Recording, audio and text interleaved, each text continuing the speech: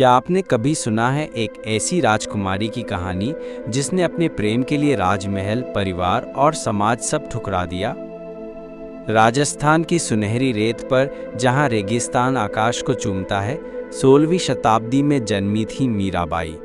एक ऐसी आत्मा जिसने प्रेम को ही अपना धर्म बना लिया। लेकिन यह प्रेम क्या था और कैसे इसने दुनिया को हिला दिया? आइए चलें इस अनोखी यात्रा पर। मेड़ता के राजघराने में जन्मी मीरा का बचपन कृष्ण की भक्ति से महकता था। क्या आप कल्पना कर सकते हैं एक बच्ची को जो गुड़ियों से नहीं बल्कि कृष्ण की मूर्ति से खेलती हो? उनकी दादी ने उन्हें कन्हैया की मूर्ति दी और उसी पल मीरा का दिल गिरधर गोपाल का हो गया। मेरे तो गिरधर गोपाल दूसरों न कोई। उनके मासूम होठों से निकले ये शब्द भविष्य की उस महान भक्त की झलक थे। मीरा की सुंदरता और कोमलता कुदरत का वरदान थी, लेकिन राजपूत परंपराओं की वीरता की कहानियों के बीच उनका मन केवल कृष्ण की बांसुरी की धुन में रमता था। घंटों मूर्ति के सामने भजन गाती, जैसे दुनिया का कोई बंधन उन्हें रोक न सके। क्या आपके जीवन में भी कोई ऐसा जुनून है जो आपको सब कुछ भुला दे? लेकिन भाग्य ने मीरा के सामने एक कठिन मोड़ ला दिया। उनका विवाह हुआ मेवाड़ के भोजराज से। क्या आप सोच सकते हैं, एक ऐसी दुल्हन का मन जो विवाह मंडप में भी कहे, हरि बिन कौन सहाय हमारो? मीरा जानती थी कि उनका सच्चा पति तो कृष्ण ही है। राजमहल में मीरा को लगा जैसे वे सुनहरे पिंजरे में कैद हो गईं। दीवारें रत्नों से जड़ी थीं, पर उनका दिल वृंदावन की गलियों में भटकता था।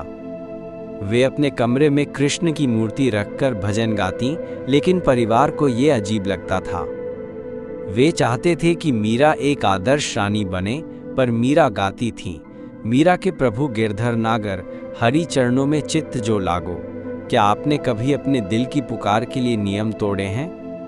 भोजराज की मृत्यु के बाद परिवार ने मीरा से सती होने को कहा, लेकिन मीरा ने ठान लिया, मैं तो पहले से कृष्ण की हूँ, सती होकर क्यों मरूं?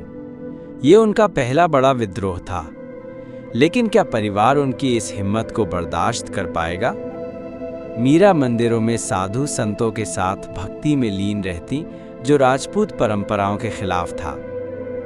घर में तिरस्कार होता, फिर भी वे गाती, पग घुंघरू बांधी मीरा नाची रे, लोक लाज खोई। क्या आप ऐसी निष्ठा की कल्पना कर सकते हैं? लेकिन असली इम्तिहान तब आया जब मीरा के देवर राणा विक्रमादित्य ने उन्हें मारने की साजिश रची। पहले विष का प्याला भेजा, पर मीरा ने हरि नाम जपते हुए उसे पी लिया और वो अमृत बन गया। फिर जहरीला सांप भेजा, जो फूलों की माला में बदल गया। क्या ये चमत्कार था या मीरा की भक्ति की ताकत? आप क्या मानते हैं? इन चमत्कारों ने मीरा का विश्वास और मजबूत किया। उन्होंने गाया, विष का प्याला राणा भेजा, पीवत मीरा हासी। लेकिन उनकी असली जागृति तब हुई जब उन्हें एहसास हुआ कि उनके गीत देश भर के भक्तों के दिलों में बस रहे हैं। किसान, मजदूर, स्त्री, पुरुष सब उनके भजनों में सांत्वना पाते थे। एक रात ध्यान में लीन मीरा के सामने जैसे स्वयं कृष्ण प्रकट हुए। मुस्कुराते हुए बोले, मीरा, तुमने सिखाया कि सच्चा प्रेम क्या होता है। तुम्हारे गीत युगों तक गूंजेंगे। क्या आपने कभी ऐसा क्षण महसूस किया जब आपको लगा कि आपका रास्ता सही है? इस दर्शन के बाद मीरा ने फैसला किया, वे वृंदावन जाएंगी, जहां कृष्ण का बचपन बीता। अब तो बद देरी सकी, कैसे छूटे राम, गाते हुए वे चल पड़ी। लेकिन क्या वृंदावन में उन्हें वो मिलेगा जिसकी तलाश थी? वृंदावन में मीरा की भक्ति देख संत महात्मा चकित रह गए। जीव गोस्वामी जैसे संतों के साथ उनकी भक्ति और गहरी हुई। गलियों में गाती, मन रे तू काहे न धीर धरे, हरि आवेंगे बन बन ढूंढत गिरधारी। क्या आपने कभी किसी के गीतों में अपने दिल की बात सुनी है? मीरा के भजनों में प्रेम, विरह और मिलन की खुशबू थी। पायो जी मैंने राम रतन धन पायो जैसे गीत आज भी लाखों की प्यास बुझाते हैं। उनकी शिक्षा थी, सच्चा प्रेम बिना शर्त का होता है, जो समाज के डर से नहीं डरता। क्या आज भी हम ऐसा प्रेम कर सकते हैं? द्वारका में अपने अंतिम दिनों में मीरा के गीत और गहरे हुए। वे सिखाती थीं कि भक्ति कमजोरी नहीं, सबसे बड़ी ताकत है। हरि तुम्हारो जन री भीर गाते हुए उन्होंने दिखाया कि सच्चा विश्वास कभी अकेला नहीं छोड़ता। मीरा की कहानी हमें सिखाती है कि आज़ादी बाहरी नहीं, अंतर्मन की शुद्धता में है। उनके गीत उत्तर भारत से दक्षिण तक, गुजरात से बंगाल तक गूंजते हैं। रे मन मत दुविधा कर जैसे भजन आज भी भक्तिमय माहौल बनाते हैं। क्या आपका कोई पसंदीदा मीरा भजन है?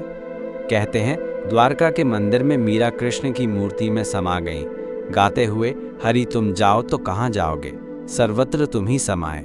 उनकी कहानी हमें पूछती है, क्या आपके जीवन में ऐसा प्रेम है जिसके लिए आप सब त्याग सकें?